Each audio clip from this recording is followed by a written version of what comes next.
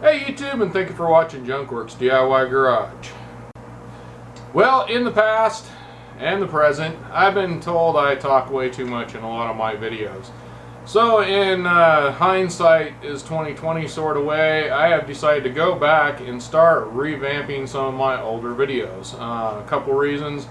YouTube is really not paying well right now, and so that'll kind of give me some content that I can put up instead of putting new videos up 3 times a week, because I just can't keep up that kind of content and do the kind of videos I want to do.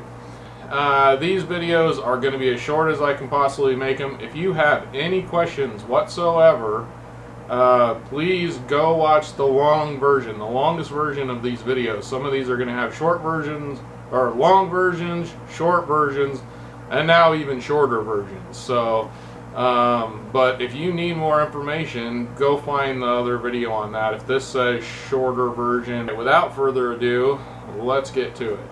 We're here on the Explorer brakes, 92 Ford Explorer, 91 Ford Explorer, excuse me, and we got to get this done. And what I'm going to be using, this is what I'm putting on it. EBC brakes.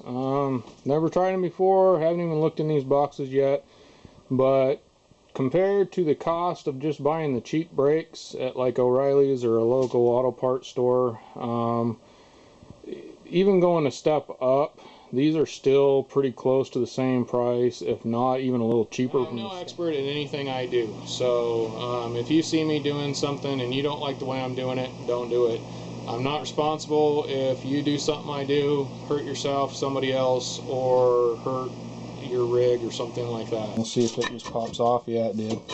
Very simply pops off. Now the other side didn't pop off so easily, so I took a little bit of a hammer and wrapped on this, and it popped right loose, no problem. So, but sometimes you can definitely get rust down in here and in between here and the back piece here, and it'll want to stick, but no such problem on this side. I'm going to take this, and right here where this sat, the brake pads kind of ride along here. I'm just going to take, and on the back here there's kind of a hole. I'm going to set that right on there, just so if I accidentally drop it or whatever, hopefully it won't fall or do anything.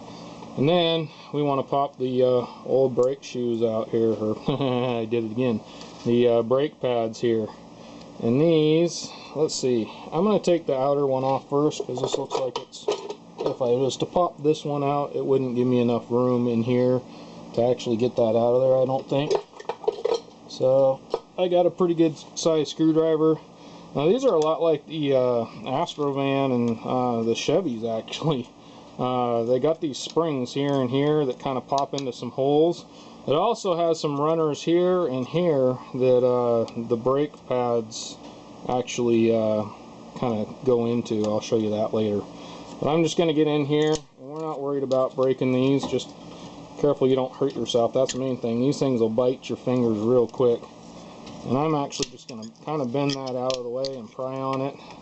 You don't want to break your caliper. That would be a very bad thing.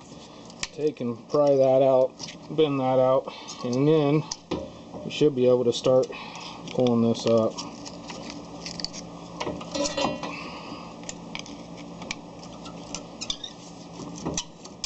Alright, let me take that. Is take your old C-clamp. This is how I did it for years before I had that tool. And put one on the back side here, one here, but you take a chance of breaking something. So I am going to go ahead and use my tool here.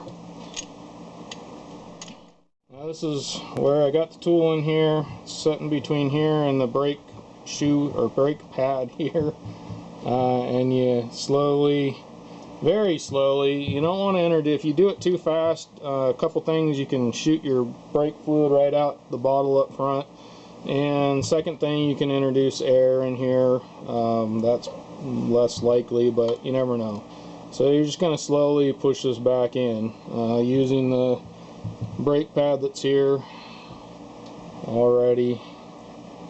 And that's going to take a while as I push it in. Now there is a different one where you have to kind of spin them in or spin them out. I don't honestly know. I've never done one of those before, but for this rig, this is going to take my brake clean and just spray the ever-loving bejesus out of it. You can choose how far you want to go as far as cleanliness and cleaning. I'm okay with just kind of hosing that down and being good. This is your emergency brake stuff here. I'm not messing with that, other than, like, I may take a little bit of, I got red Scotch-Brite here. I love this stuff for cleaning stuff up. And take a little bit of that, maybe scuff it up. Yet again, you can choose to do, you know, what I'm doing or not. I figure this will kind of clean it up and maybe give it a little bit more of an edge.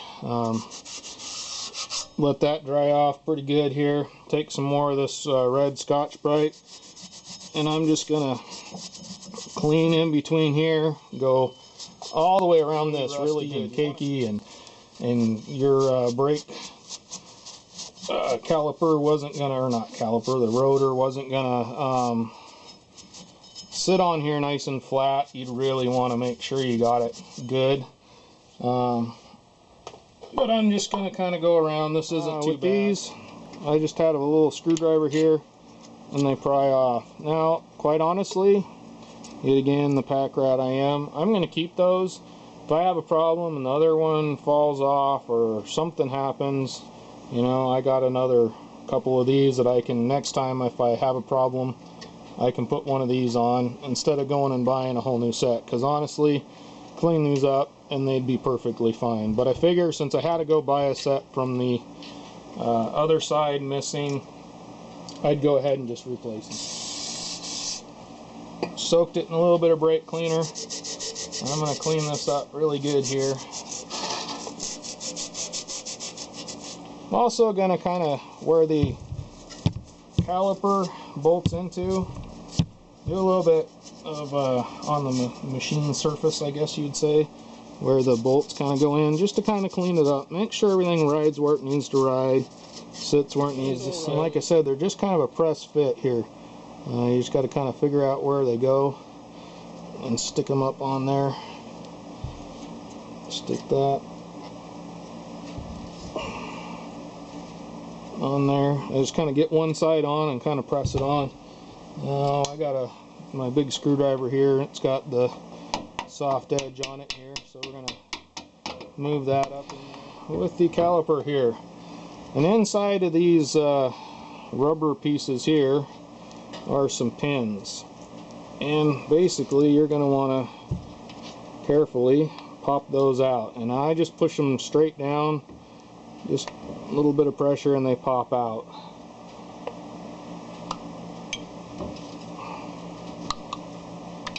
Okay, I'm going to take that, put it back up over here so we don't have any problems. And same thing, my red Scotch-Brite, it's already got quite a bit of brake clean on it. So I'm just going to take that and clean it up. Next up, I got this synthetic brake and caliper grease. This is a step a lot of people don't use, and quite honestly, I went a long time without doing any of this kind of stuff on my brake jobs, but it is something I've come to find out is a pretty good idea to use some of this. And where I'm going to put that, there's a few places, starting with the pins here. I'll put a little bit on each of the pins. And I do have gloves on now because this is a pretty nasty job. Doesn't take a ton, and I don't know, you know, this is a whole lot better than just regular grease or whatever, but it is a whole lot stickier feeling. And I'm going to put a little bit more on there. And then I'm just going to take that and try and pop it down in here. Now, from the other side it was a little bit difficult. I had to kind of turn it at the same time as pushing it. There we go, and that pops in there. And then Just kind of stuff it down in there until you hear it pop on the other side. Kind of hold on to this maybe a little bit. There you go. That popped in there. And there is like a little groove where each of these sit. Here's the pop. And put that up. Now when you're done with that, you're going to want to kind of push these all the way up in here. Be careful. Try not to get this where the actual brake, keep on wanting to call them brake shoes, brake pads. Try not to get them where the brake pads are going to be. Same thing, I'm going to put a little bit actually here. My battery died in the middle of filming, so I went ahead, put the brake grease on there and there. I also put some on here. Now you could choose to just put it maybe around this edge, is probably really all you need to do, but I went ahead and slathered a little bit on there. Both keeps the rust down and will also help it from, you know, sticking to it too bad if I ever need to pull these off again next time, hopefully. I've also heard of putting anti-seize in those areas, but this actually on the brake grease said to go ahead and put it in this area, so I went ahead and did that. If you want, anti-seize will work well too. I have done that before and it worked good. Anyhow, so now it's time to put this on here, hopefully without getting grease or anything bad all over it. Alright, now time to put our brake shoes back in here, brake pads back in here. I'm never going to get rid of that brake shoe problem. So it's got 3 little things here and they just kind of pop right inside the hole. This one is definitely wider than the other one by a little bit here, so gotta get those in there, preferably without my gloves getting in the way too awful much. And that just pops right on in there. And my gloves are definitely getting a little bit greasy, so I will try not to touch the other one quite so bad, but I don't know.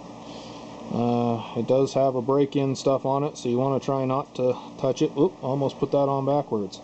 Now this one, the outer one, has this spring right here, and that pops. There's a hole here and a hole here, and then there's also these nubs right here that go into a groove up in here. They're actually the nubs underneath this spring go into a groove.